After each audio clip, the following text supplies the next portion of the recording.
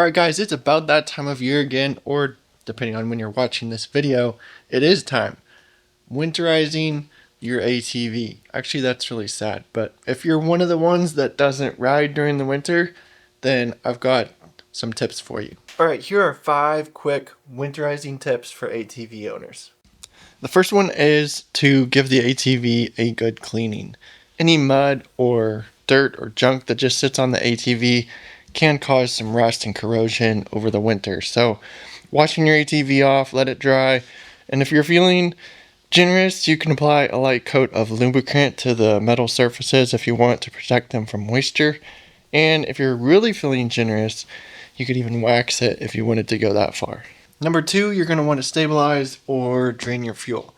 Gas breaks down in cold storage for longer periods of time, so you could add a fuel stabilizer and run the engine to circulate that around a little bit, and you can top off the tank to prevent condensation. Or if you want, you can drain the tank out completely and just leave it dry over the winter. You'll just have to refill it, reprime it next time you want to ride your ATV. Number 3, you're going to want to change the oil and check the fluids. Old oil could contain any contaminants that could damage your engine during long storage, so you want to replace the oil and the oil filter. Check your brake fluid, make sure it's good, and make sure that the coolant is the appropriate mix for your winter climate wherever you live in the world. You can also check your differential fluid, make sure those are topped off, or go ahead and change it now while you're going through and maintaining everything. Number 4, you're going to want to put your battery on a maintainer. Cold and batteries don't really go together and can really drain the batteries faster in the cold. So disconnect it, store it in a warm, dry place, or hook it up to a battery tender to keep it charged all winter long.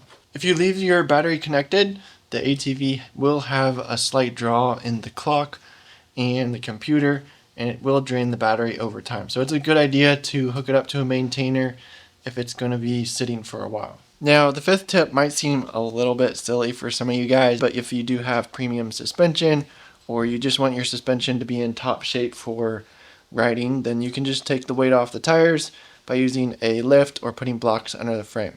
This just prevents flat spots on your tires from sitting over a long period of time, as well as keeping your suspension extended and not sitting compressed with the weight of the ATV on it. And then the last thing is to use a weatherproof cover.